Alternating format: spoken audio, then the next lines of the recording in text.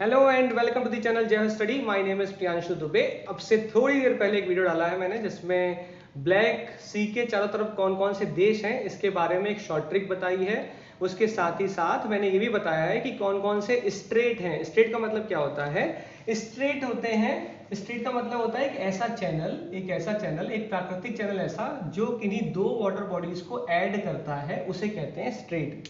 ठीक है। For example बहुत बार सुना होगा तुमने जिब्राल्टर स्ट्रेट। ये जिब्राल्टर स्ट्रेट है जो अटलांटिक ओशन और मेडिटेरियन सी को, भूमध्य सागर को जोड़ता है। और इसी कारण से कभी कभी जिब्राल्टर स्ट्रेट को की टू मेडिटेरेनियन भी कहा जाता है, भूमध्य सागर की कुंजी भी कहते हैं। ये सब बातें मैंने उस वीडियो में 5 मिनट के लेक्चर में की हैं। आप जाओ देखो, आपको उससे फायदा होने वाला है। ठीक।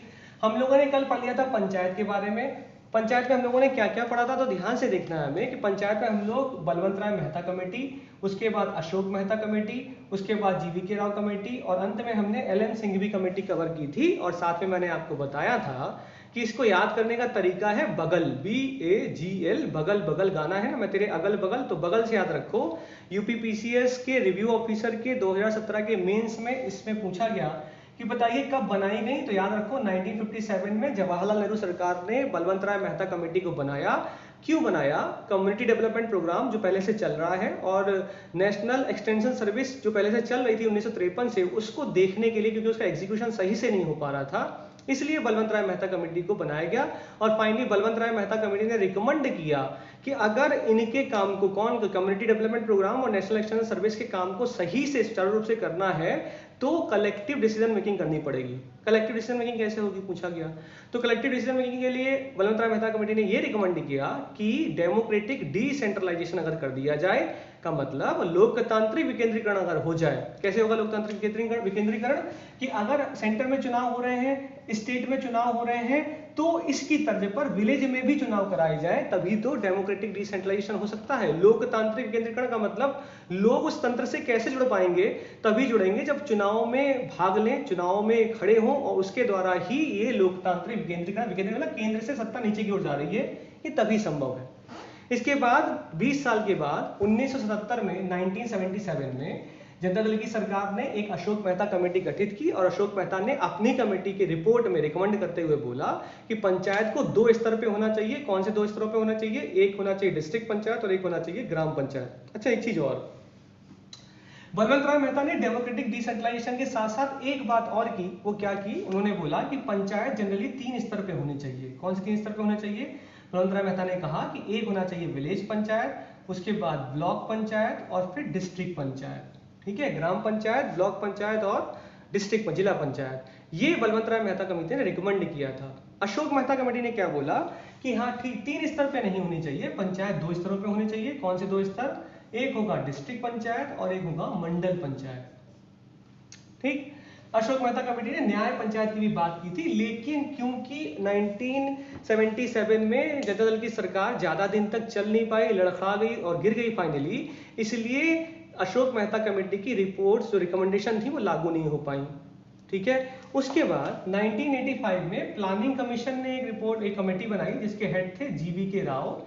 और ये कमेटी इसलिए बनाई गई ताकि गांव में होने वाले विकास को सुचारू रूप से किस प्रकार देखा जाए, मतलब विकास किस प्रकार सही से हो सकता है, और साथ साथ पॉवर्टी एलिवेशन प्रोग्राम को सही से लागू कैसे किया जाए, इसके लिए प्लानिंग कमीशन ने जीवी के राव कमेटी को बनाया और ये कहा कि देखो क्या दिक्कत है, क्यों ये प्रोग्राम सही से नहीं इंप्लीमेंट हो पा रहे हैं। तो जीवी के राव कमेटी ने कहा कि आर्टिकल 40, ध्यान से सुनना, DPSP directive principle of state policy, राज्य के नीति निर्देशक तत्वों में दिया हुआ अनुच्छेद 40 जो कहता है ऑर्गेनाइजेशन ऑफ पंचायत, पंचायतों का गठन, इसके द्वारा जो पंचायत राज्य बना रहे हैं वो एक्चुअली में बिना जड़ की घास है। का मतलब उन पंचायतों के पास शक्ति नहीं है। अगर उन पंचायतों को शक्ति दे दी जाए तो गांव का विकास और पॉवर्टी दूर की जा सकती है। ठीक। इसके बाद 1986 में एल.एन. सिंघवी कमेटी बनाई गई। एल.एन. सिंघवी कमेटी ने कहा कि अगर पंचायतों को संवैधानिक दर्जा दे दिया जाए, कॉन्स्टिट्यूशनल स्टेटस प्रोवाइड करा दिया जाए, तो गांव के विकास की गति तीव्र गति से हो जाएगी। तो ये कमेटियां हमको याद रखनी है। कौन सी 4 कमेटी मैंने फिर से बताई? बलवंत राय मेहता कमेटी 1957, अशोक मेहता 1977, जीवी के राव कमेटी 1955 और एल.एन. सिंघवी कमेटी 1986। यूपीपीसीएस के रिव्यू ऑफिसर के मेंस में मैचिंग कराने को आ गया था। ठीक। यूपीपीसीएस लोअर में भी 2015 में क्वेश्चन आ चुका है। और प्री में भी आ चुका है। यहां तक हम पढ़ चुके थे। अब हम बात कर रहे थे, हम भरने वाले थे 73वें संविधान संशोधन 73rd कॉन्स्टिट्यूशनल अमेंडमेंट एक्ट की ओर। और मैंने आपको बताया था कि 73rd कॉन्स्टिट्यूशनल अमेंडमेंट एक्ट जो कि 24 अप्रैल 1993 को लागू हुआ देश के अंदर, यही कारण है कि हम लोग 24 अप्रैल को क्या बनाते हैं, पंचायती राज दिवस। ठीक है, ये याद रखो। साथ में 77वें संविधान संशोधन के साथ द्वारा क्या हुआ, संविधान के अंदर पार्ट 9 जोड़ दिया गया। पिछली क्लास में मैंने बोला कि कैसे याद रखो कि पंचायत संविधान के भाग 9 में है। तो ये कैसे याद रखना है, हिंदी में पंचायत को लिखते हैं ऐसे ना, पंचायत, तो पा से 5, चा से 4, दोनों को जोड़ा तो कितना हो गया 9। तो 9वां पार्ट कॉन्स्टिट्यूशन कहता है पंचायत। और पंचायत किसका सब्जेक्ट है, तो याद रखो पंचायत राज्य का विषय है। पंचायत स्टेट लिस्ट में आता है, कॉन्करेंट लिस्ट या यूनियन लिस्ट में नहीं आता, तो याद रखना है इस चीज को। साथ ही साथ ये याद रखो कि शेड्यूल 11 भी, अनुसूची नंबर 11 भी संविधान में जोड़ दी गई। किसके द्वारा, 73वें संविधान संशोधन के द्वारा। ठीक, इसके साथ ही पार्ट 9 में आर्टिकल कौन से डाले गए, आर्टिकल 243 से 243O तक इंसर्ट कर दिए गए। क्वेश्चन पूछ सकता है कि बताइए पंचायत की डेफिनेशन किस अनुच्छेद में लिखी है। इसको लिख लो सही से अपने कॉपी पेन लेके बैठो। 73वां संविधान संशोधन भाग 9 जोड़ दिया गया, शेड्यूल 11 जोड़ दिया गया, और साथ ही साथ आर्टिकल 243 से 243O तक पार्ट 9 में जोड़ दिए गए। ठीक, यहां तक होने के बाद समझते हैं आगे। शेड्यूल को हम लोग अलग से कवर करेंगे, एक छोटी सी शॉर्ट ट्रिक जो जनरली कई सारे यूट्यूब चैनल्स में मिल जाती है, कई सारे गूगल करोगे आराम से मिलेगी। मैं समझाऊंगा और शॉर्ट ट्रिक को, साथ ही साथ मैं ऐसे नए फैक्ट बताऊंगा जो शेड्यूल पढ़ाऊंगा जो जनरली लोग छोड़ जाते हैं। फॉर एग्जाम्पल, प्रेसिडेंट की ओथ के शेड्यूल में पढ़ी भी है कि नहीं पढ़ी है, ये मैं जब पढ़ाऊंगा तब बताऊंगा आप लोगों को। तो हम लोग आगे चलते हैं, हम लोग देखते हैं फीचर्स ऑफ पंचायत। फीचर्स देखते हैं कौन कौन से पंचायत के फीचर्स हैं। फीचर्स में पहला फीचर है ग्राम सभा। ग्राम सभा क्या है, तो जिस प्रकार राज्य में विधानसभा, स्टेट में लेजिस्लेटिव असेंबली होती है, उसी प्रकार गांव में ग्राम सभा होती है। ये ग्राम सभा कौन होती है, ग्राम सभा में कौन लोग होते हैं, तो याद रखो ग्राम सभा में कौन लोग होते हैं, जो गांव का इलेक्टोरल रोल होगा उसमें जो रजिस्टर्ड लोग होंगे वह ग्राम सभा के मेंबर होंगे, सदस्य होंगे। एनडीए 2017 क्वेश्चन है ये। वहां के जो रजिस्टर्ड, जो इलेक्टोरल रोल में रजिस्टर्ड होंगे वो लोग ग्राम सभा में मेंबर होंगे, और वही लोग अपने बीच में से एक कमेटी बनाते हैं, हम लोग कहते हैं एग्जीक्यूटिव कमेटी। और ध्यान रखना इसी एग्जीक्यूटिव कमेटी का हेड होता है सरपंच, और इसके सबऑर्डिनेट होता है डिप्टी सरपंच।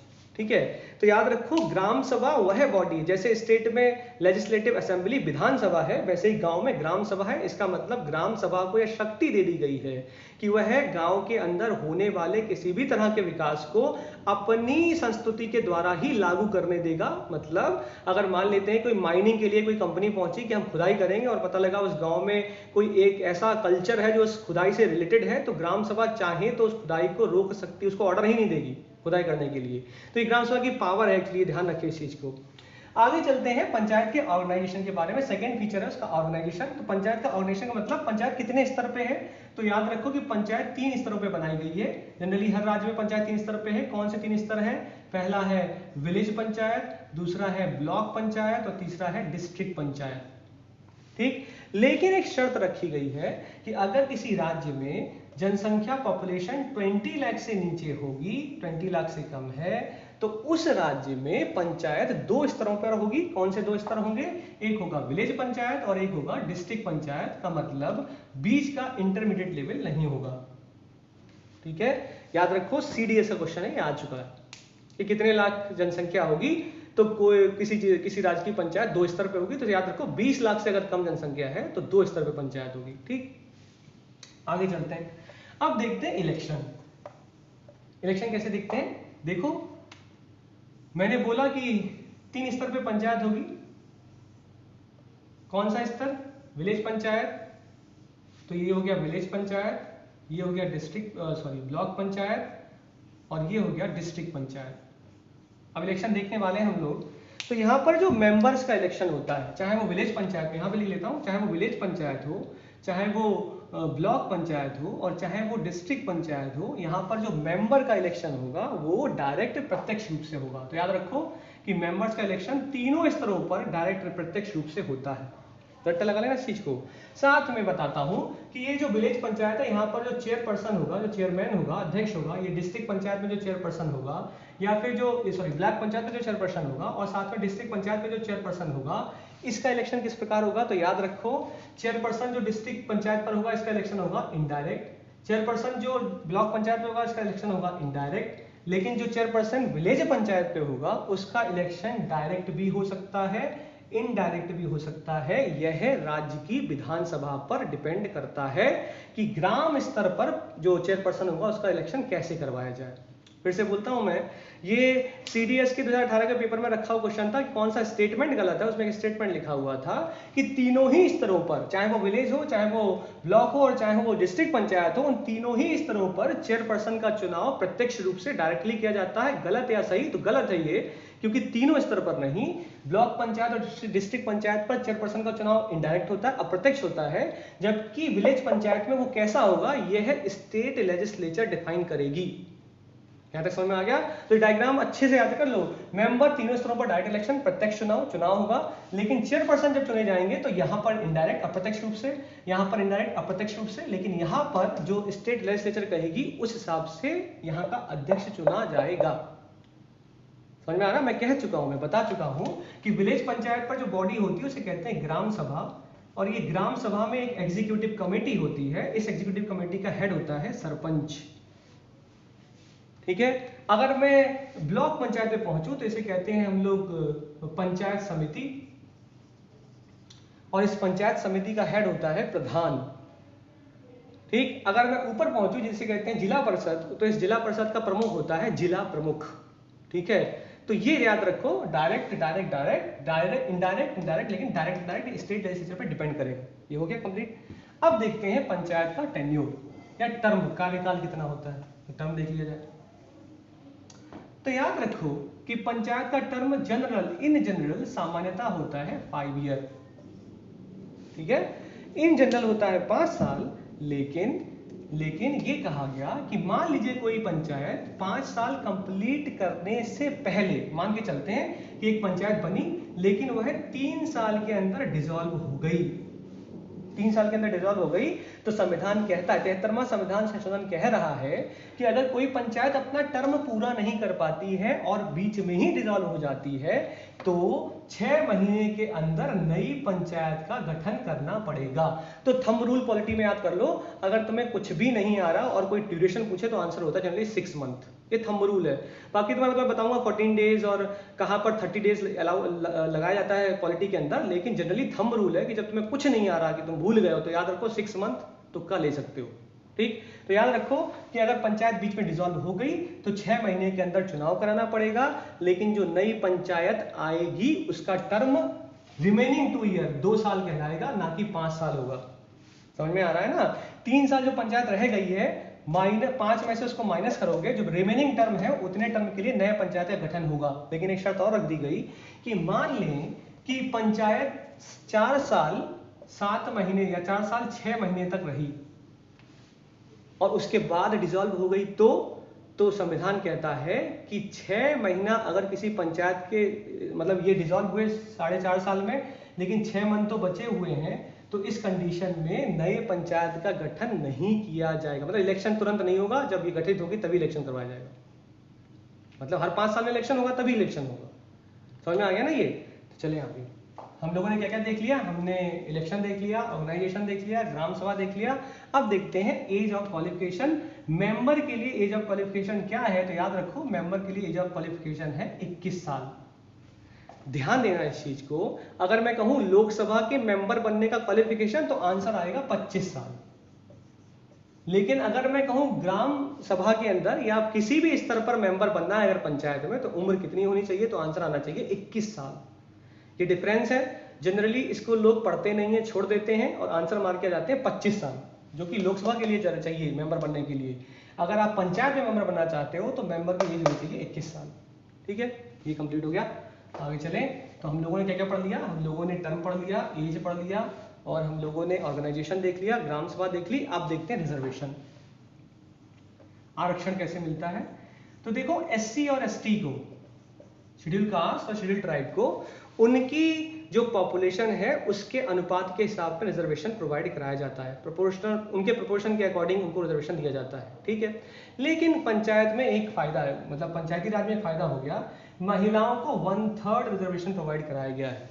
अकेली ऐसी संस्था, ना तो लोकसभा में महिलाओं को रिजर्वेशन दिया गया है, ना राज्यसभा में दिया गया है, कहीं पर भी नहीं दिया गया है, लेकिन कहां पर दिया गया है, विलेज पंचायत के अंदर महिलाओं को रिजर्वेशन दिया गया है। इसका मतलब अकेला ऐसा इंस्टीट्यूशन है जो महिलाओं के रिजर्वेशन की बात कर रहा है, इसके थ्रू महिलाओं को 1/3 रिजर्वेशन दिया गया है।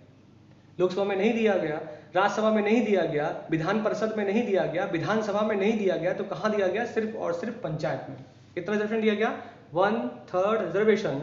और याद रखना आर्टिकल 243D कैपिटल डी ये महिलाओं के रिजर्वेशन की बात करता है। इवन मैं और अंदर चला जाऊं तो डी का क्लॉज 3, लेकिन इतना जाने का मतलब नहीं है, लेकिन याद रखो 243D कहता है रिजर्वेशन की बात। रिजर्वेशन मतलब SC/ST का रिजर्वेशन भी होगा, उसी में महिलाओं का क्लॉज 3 में लिखा है 1/3 महिलाओं का रिजर्वेशन, वहां पर आर्टिकल 243 के डी के सब क्लॉज 3 में लिखा हुआ, ठीक। लोअर PCS का मतलब, लोअर कह रहा हूँ, UPSSC एक बार ये क्वेश्चन पूछ चुका है, क्लॉज तक पहुंच गया, लेकिन आप हायर एग्जाम में आओगे तो ये नहीं पूछेगा, ठीक है। तो अब मैंने बोला था कि मैं इंपॉर्टेंट आर्टिकल्स देखूंगा, तो याद रखो आर्टिकल 243D हम देख चुके हैं, रिजर्वेशन की बात करता है, इवन क्लॉज 3 वुमेन के रिजर्वेशन की बात करता है, हमने देख लिया। आर्टिकल 243 में पंचायत की डेफिनेशन लिखी हुई है, डेफिनेशन ऑफ पंचायत आर्टिकल 243 में लिखा हुआ है। आर्टिकल 243I याद रखो, ये बात करती है फाइनेंस कमीशन की। एक स्टेट का भी फाइनेंस कमीशन बनाया जाता है जिसका काम होता है पंचायत के फाइनेंस की देखभाल करना और उस पर अपने रिव्यू देना कि किस प्रकार पंचायत के फंड को बढ़ाया जा सकता है, ठीक। और इसके अलावा आर्टिकल 243K में लिखा हुआ है स्टेट इलेक्शन कमीशन, और इस स्टेट इलेक्शन कमीशन का जो इलेक्शन कमिश्नर होता है उसका अपॉइंटमेंट गवर्नर के द्वारा किया जाता है।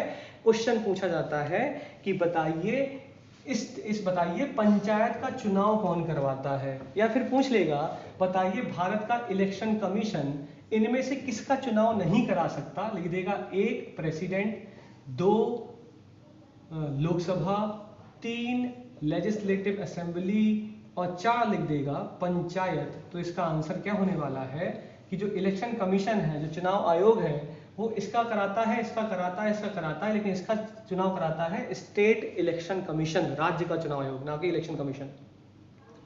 और स्टेट इलेक्शन कमीशन का इलेक्शन कमिश्नर चुना जाता है, कौन अपॉइंट करता है, उसको गवर्नर अपॉइंट करता है। लेकिन अगर स्टेट इलेक्शन कमिश्नर के इलेक्शन कमिश्नर की अगर रिमूवल होना है तो वह उसी प्रकार होगा जैसे हाई कोर्ट के जज का होता है। तो आप पूछोगे सर हाई कोर्ट के जज का रिमूवल कैसे होता है, तो जब मैं तुम्हें सुप्रीम कोर्ट और हाई कोर्ट पढ़ाऊंगा तब बताऊंगा।